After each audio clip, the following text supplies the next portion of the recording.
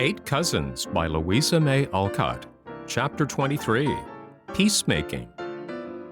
"Steve, I want to tell you something," said Rose to Dandy, who was making faces at himself in the glass while he waited for an answer to the note he brought from his mother to Aunt Plenty.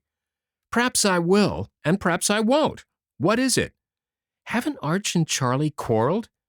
"Dare say. We fellows are always having little rows, you know. I do believe a sty is coming on my starboard eye," and Steve affected to be absorbed in a survey of his yellow lashes. "No, that won't do. I want to know all about it, for I'm sure something more serious than a little row is the matter. Come, please tell me, Steenie. There's a dear."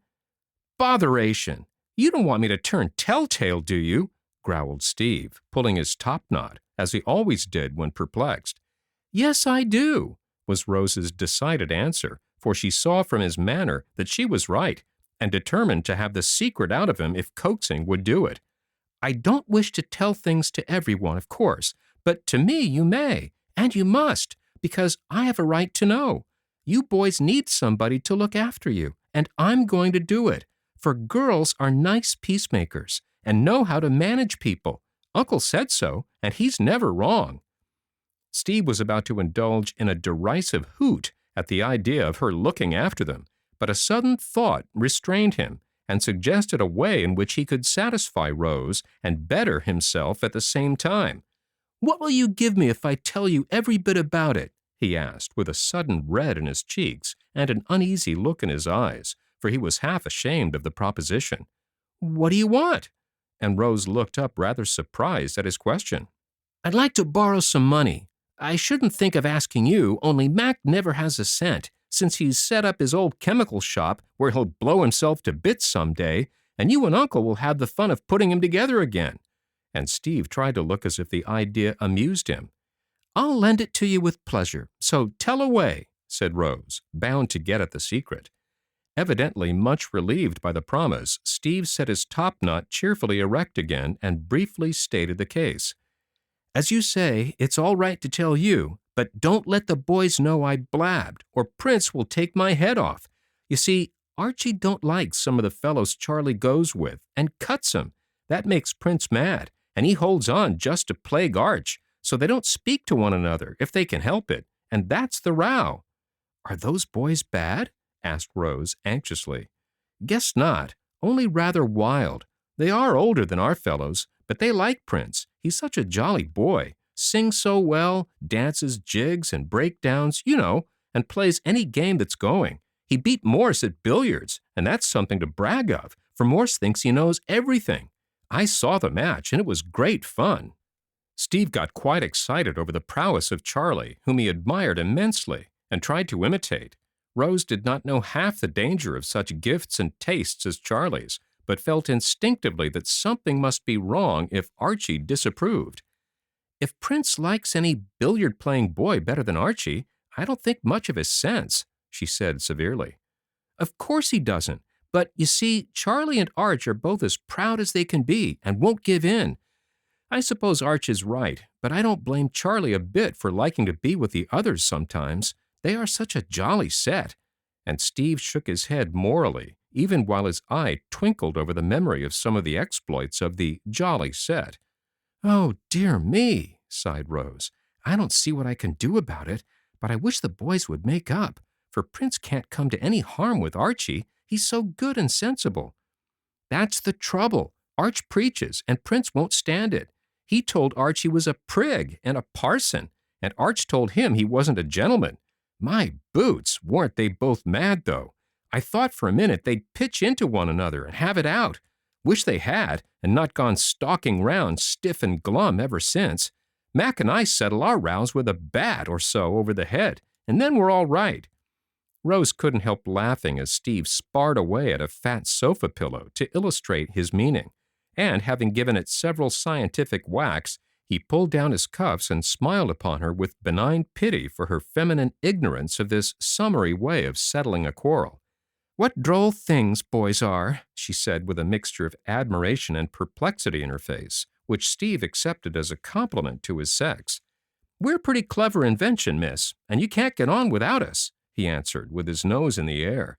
Then, taking a sudden plunge into business, he added, "How about that bit of money you were going to lend me? I've told. Now you pay up." "Of course I will. How much do you want?" And Rose pulled out her purse. "Could you spare $5? I want to pay a little debt of honor that is rather pressing." And Steve put on a mannish air that was comical to see.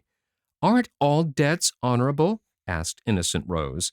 "Yes, of course, but this is a bet I made, and it ought to be settled up at once," began Steve, finding it awkward to explain. "Oh, don't bet. It's not right, and I know your father wouldn't like it. Promise you won't do so again. Please promise." And Rose held fast the hand into which she had just put the money. "Well, I won't. It's worried me a good deal, but I was joked into it. Much obliged, cousin. I'm all right now." And Steve departed hastily. Having decided to be a peacemaker, Rose waited for an opportunity, and very soon it came. She was spending the day with Aunt Clara, who had been entertaining some young guests and invited Rose to meet them, for she thought it high time her niece conquered her bashfulness and saw a little of society. Dinner was over and everyone had gone. Aunt Clara was resting before going out to an evening party, and Rose was waiting for Charlie to come and take her home. She sat alone in the elegant drawing-room, feeling particularly nice and pretty, for she had her best frock on, a pair of gold bands her aunt had just given her, and a tea-rose bud in her sash, like the beautiful Miss Van Tassel, whom everyone admired. She had spread out her little skirts to the best advantage, and leaning back in a luxurious chair, sat admiring her own feet in new slippers with rosettes almost as big as dahlias. Presently, Charlie came lounging in, looking rather sleepy and queer, Rose thought. On seeing her, however, he roused up and said with a smile that ended in a gape, "I thought you were with Mother, so I took 40 winks after I got those girls off. Now, I'm at your service, Rosamunda, whenever you like." "You look as if your head ached. If it does, don't mind me. I'm not afraid to run home alone. It's so early," answered Rose, observing the flushed cheeks and heavy eyes of her cousin. "I think I see myself letting you do it. Champagne always makes my head ache, but the air will set me up." "Why do you drink it, then?" asked Rose anxiously. "Can't help it, when I'm host. Now, don't you begin to lecture. I've had enough of Archie's old-fashioned notions, and I don't want any more." Charlie's tone was decidedly cross, and his whole manner so unlike his usual merry good nature that Rose felt crushed, and answered meekly, "I wasn't going to lecture. Only when people like other people, they can't bear to see them suffer pain." That brought Charlie round at once, for Rose's lips trembled a little, though she tried to hide it by smelling the flower she pulled from her sash. "I'm a regular bear, and I beg your pardon for being so cross, Rosie," he said in the old frank way that was so winning. "I wish you'd beg Archie's too, and be good friends again. You never were cross when he was your chum," Rose said, looking up at him as he bent toward her from the low chimney-piece, where he had been leaning his elbows. In an instant he stood as stiff and straight as a ramrod, and the heavy eyes kindled with an angry spark as he said in his high and mighty manner, "You'd better not meddle with what you don't understand, cousin." "But I do understand, and it troubles me very much to see you so cold and stiff to one another. You always used to be together, and now you hardly speak. You are so ready to beg my pardon, I don't see why you can't beg Archie's, if you are in the wrong." "I'm not!" This was so short and sharp that Rose startled, and Charlie added in a calmer but still very haughty tone, "A gentleman always begs pardon when he's been rude to a lady, but one man doesn't apologize to another man who has insulted him." "Oh, my heart, what a pepper-pot," thought Rose, and hoping to make him laugh, she added slyly, "I was not talking about men, but boys, and one of them a prince, who ought to set a good example to his subjects." But Charlie would not relent, and tried to turn the subject by saying gravely as he unfastened the little gold ring from his watch-guard, "I've broken my word, so I want to give this back and free you from the bargain.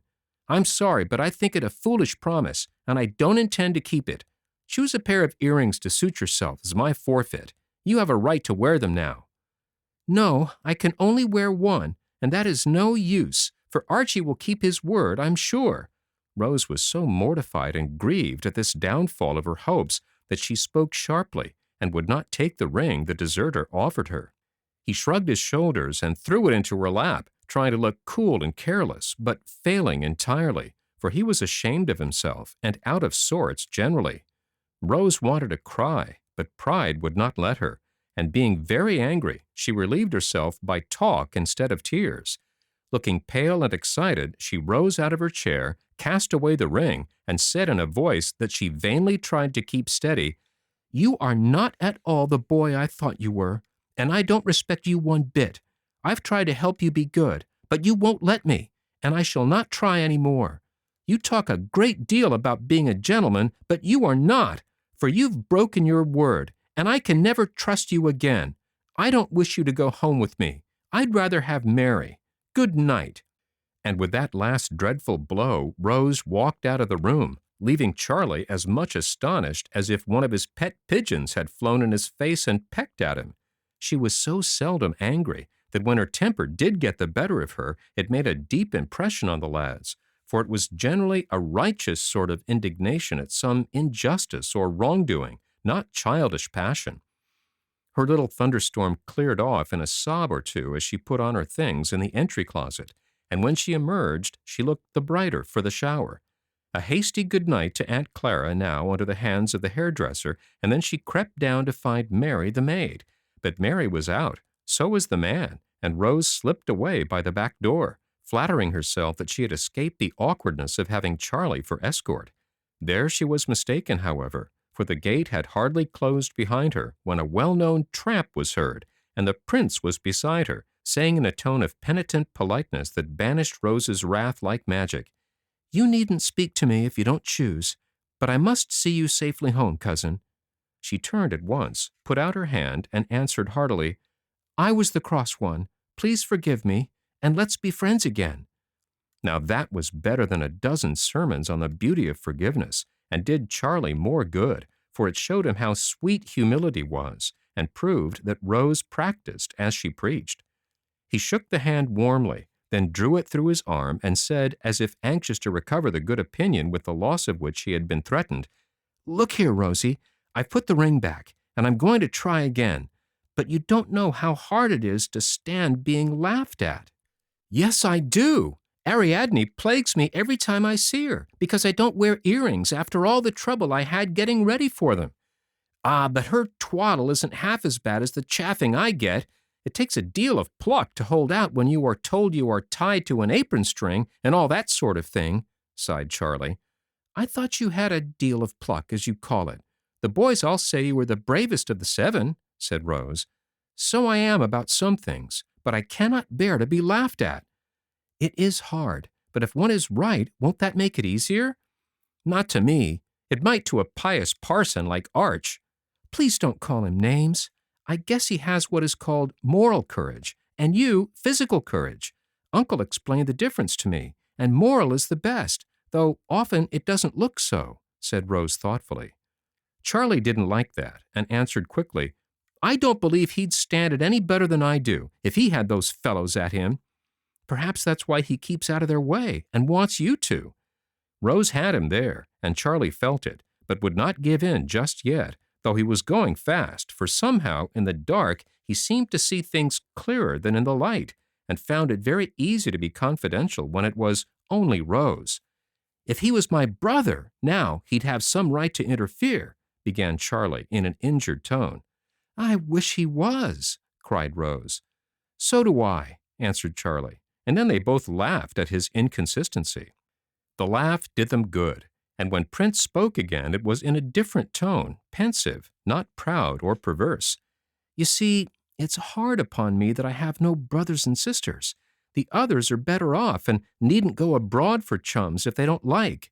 I'm all alone, and I'd be thankful even for a little sister." Rose thought that very pathetic, and overlooking the uncomplimentary word even in that last sentence, she said, with a timid sort of earnestness that conquered her cousin at once, "Play I was a little sister. I know I'm silly, but perhaps I'm better than nothing, and I'd dearly love to do it." "So should I, and we will, for you are not silly, my dear, but a very sensible girl, we all think, and I'm proud to have you for a sister. There now." and Charlie looked down at the curly head bobbing along beside him with real affection in his face. Rose gave a skip of pleasure and laid one sealskin mitten over the other on his arm as she said happily, "That's so nice of you. Now, you needn't be lonely any more, and I'll try to fill Archie's place till he comes back, for I know he will, as soon as you let him. Well, I don't mind telling you that while he was my mate, I never missed brothers and sisters, or wanted anyone else, but since he cast me off, I'll be hanged if I don't feel as forlorn as old Crusoe before Friday turned up." This burst of confidence confirmed Rose in her purpose of winning Charlie's mentor back to him, but she said no more, contented to have done so well. They parted excellent friends, and Prince went home, wondering why a fellow didn't mind saying things to a girl or woman which they would die before they'd own to another fellow. Rose also had some sage reflections upon the subject, and fell asleep thinking that there were a great many curious things in this world, and feeling that she was beginning to find out some of them. Next day she trudged up the hill to see Archie, and having told him as much as she thought best about her talk with Charlie, begged him to forget and forgive. "I've been thinking that perhaps I ought to, though I am in the right. I'm no end fond of Charlie, and he's the best-hearted lad alive, but he can't say no, and that will play the mischief with him if he does not take care," said Archie in his grave, kind way. "While Father was home, I was very busy with him, so Prince got into a set I don't like. They try to be fast and think it's manly, and they flatter him and lead him on to do all sorts of things, play for money and bet and loaf about.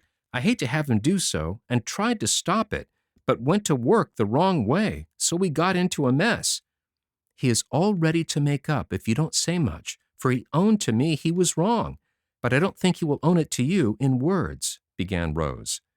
"I don't care for that. If he'll just drop those rowdies and come back, I'll hold my tongue and not preach. I wonder if he owes those fellows money, and so doesn't like to break off till he can pay it. I hope not, but don't dare to ask, though perhaps Steve knows. He's always after Prince, more's the pity," and Archie looked anxious. "I think Steve does know, for he talked about debts of honor the day I gave him—" There Rose stopped short and turned scarlet. But Archie ordered her to fess, and had the whole story in 5 minutes, for none dared disobey the chief. He completed her affliction by putting a $5 bill into her pocket by main force, looking both indignant and resolute as he said, "Never do so again, but send Steve to me if he's afraid to go to his father. Charlie had nothing to do with that. He wouldn't borrow a penny of a girl, don't think it. But that's the harm he does Steve, who adores him and tries to be like him in all things. Don't say a word. I'll make it all right, and no one shall blame you." "Oh, me, I always make trouble by trying to help, and then letting out the wrong thing," sighed Rose, much depressed by her slip of the tongue. Archie comforted her with the novel remark that it was always best to tell the truth, and made her quite cheerful by promising to heal the breach with Charlie as soon as possible. He kept his word so well that the very next afternoon, as Rose looked out of the window, she beheld the joyful spectacle of Archie and Prince coming up the avenue, arm in arm, as of old, talking away as if to make up for the unhappy silence of the past weeks. Rose dropped her work, hurried to the door, and opening it wide, stood there smiling down upon them so happily that the faces of the lads brightened as they ran up the steps, eager to show that all was well with them. "Here's our little peacemaker," said Archie, shaking hands with vigor. But Charlie added, with a look that made Rose very proud and happy, "And my little sister."